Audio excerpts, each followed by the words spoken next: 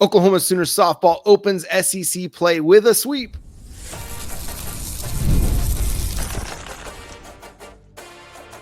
You are Locked On Sooners, your daily podcast on the Oklahoma Sooners. Part of the Locked On Podcast Network, your team every day.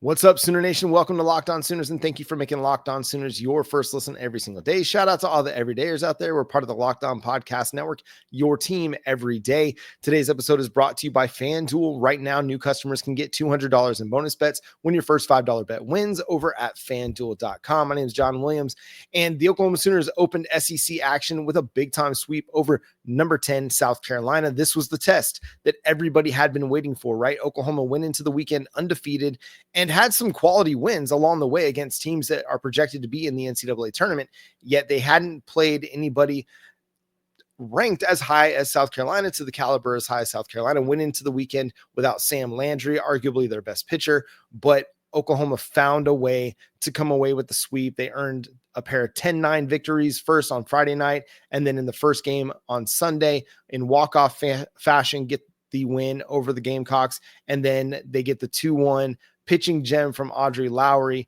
in the afternoon game on Sunday as well to get the big sweep. But it was a weekend where, okay, South Carolina came to play, man. They've got the bats to be able to challenge some of the best teams in the nation, and they did that against Oklahoma.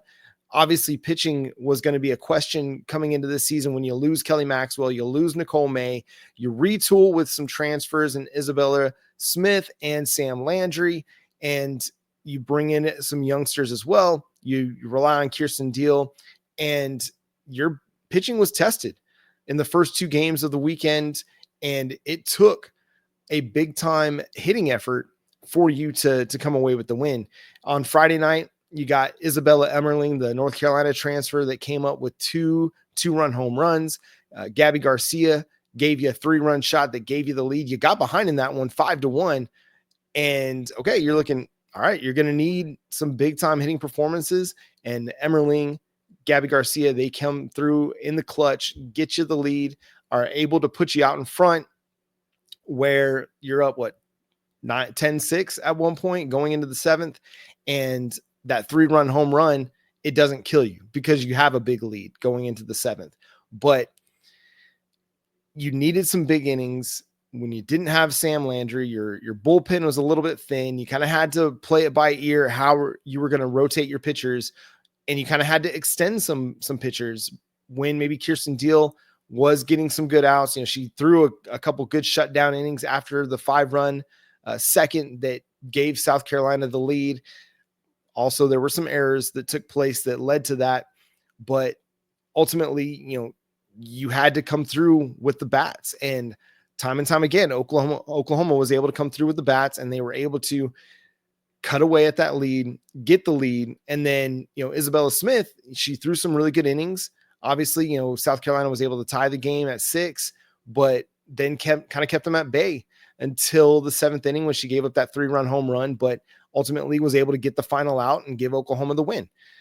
In the game on Sunday, it was an up and down affair for Smith against South Carolina.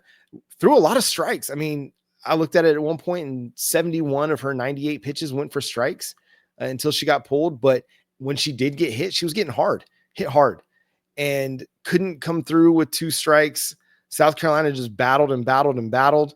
Every time they got to a 2-strike count, it seemed like it was a struggle just to get that final out or get that final strike.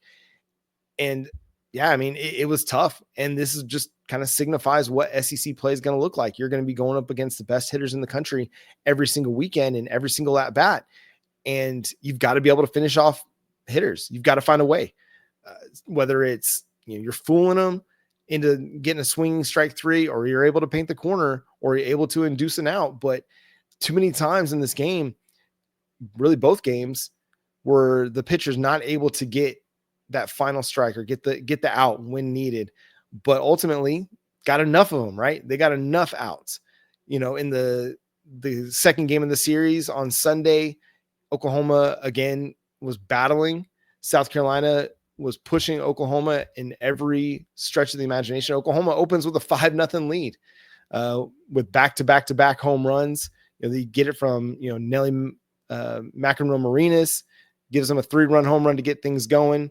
And then Gabby Garcia with a home run, Sydney Sanders with a home run, and you're off to the races 5-0.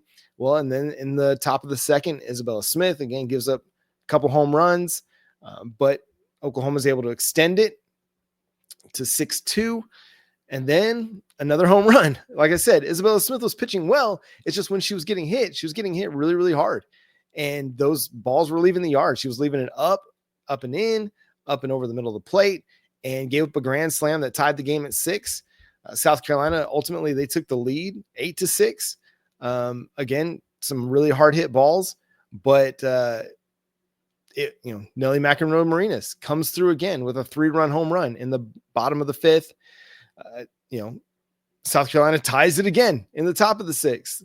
But at this point, Peyton Monticelli's pitching and gives up, the big home run to tie the game.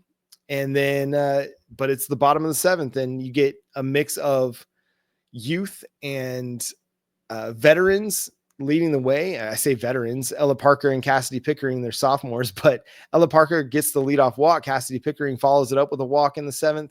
And then Gabby Garcia comes through with the clutch double to walk it off and allow Oklahoma to get the win in the second game of the series. And then in the third game, it was more of a pitcher's duel, but you got Nelly McEnroe-Marinas. They got you going with the 1-0 lead. Gabby Garcia gets you the 2-0 lead. And then it's Audrey Lowry, the true freshman, that has the big time pitching performance. Again, it was a big team win, team series win, where he had contributions from a lot of different people. Ella Parker probably didn't have the series that she would have liked to have, and you still found a way to come away with the sweep. That's how big of a weekend this was. And Audrey Lowry's pitching performance was fantastic. She threw the complete game, 1-run performance, and was dynamite. She had allowed just 3 hits, 1 earned run. She only had 2 strikeouts, but she induced 12 groundouts. And that was the thing that you were having a hard time with against South Carolina, right? It was getting them to put the ball in play, but not put the ball in play in such a way that they were launching it over the fence.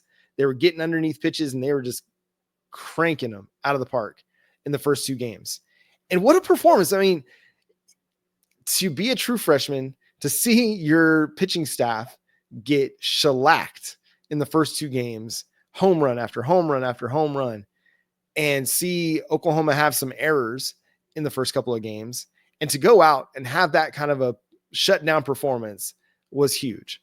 Now, everybody might have been tired because you're having to play the doubleheader, but still, to lock in like that and to go in unflinched, unfazed by what you'd just seen, it speaks volumes to the potential that she has. And I think is going to earn herself another start on a big time weekend because she showed up in a big way to have that kind of performance. She threw a bunch of pitches for strikes, again, induced the ground outs. She only threw 71 pitches in this game. That's huge. In a 7-inning affair, through 71 pitches. That's what you call efficiency. And the Oklahoma Sooners needed it, man. They needed her to step up and have that kind of a game.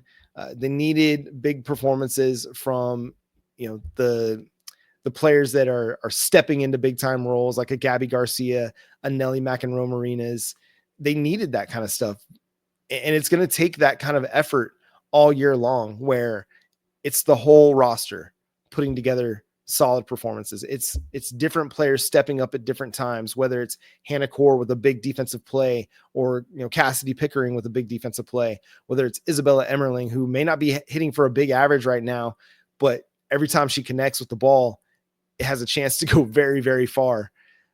Whether it's Audrey Lowry, the true freshman, stepping up and giving you a big time pitching performance, or Peyton Monticelli, who has been up and down during her time with the Sooners, but she got you some clutch innings and got some clutch outs. Isabella Smith, even though it wasn't maybe the line that she would like as a starter, she got you some. I mean, she pitched solidly. It's just left a few up and out, and she'll get better and she'll improve from this weekend. but it was a weekend that Oklahoma had to have at some point. They were going to be tested, and every weekend in the SEC is going to be a test like this. And Oklahoma's not going to go undefeated this season. I think there's going to be a loss in there somewhere against a good team, and it's going to be okay.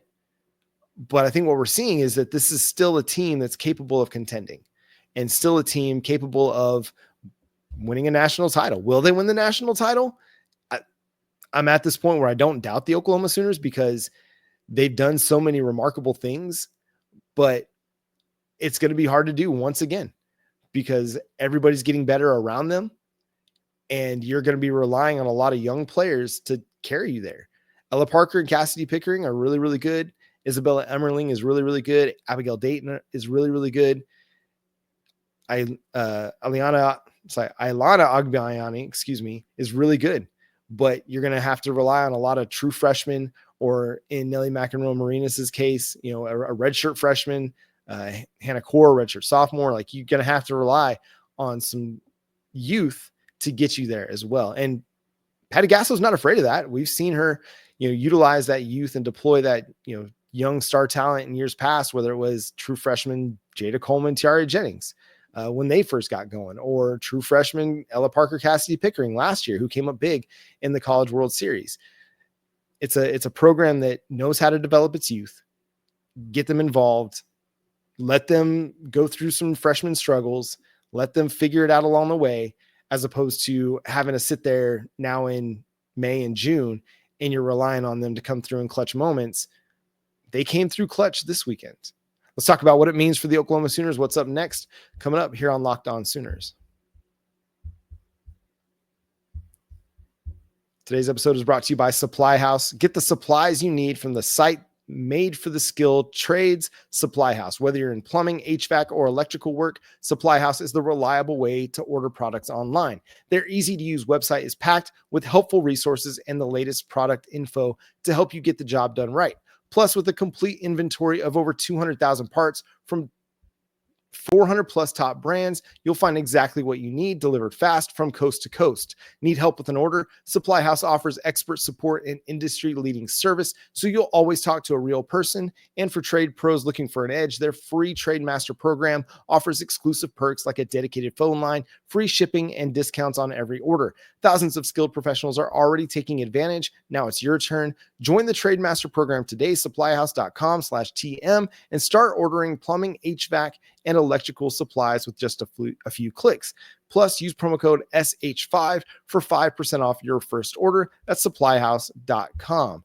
Today's episode is also brought to you by Wayfair. If you're trying to get your house right for spring, you should check out Wayfair. It's easier than ever to make that happen. Whether you're looking for a simple refresh or tackling a big home project, Wayfair has everything you need in one place.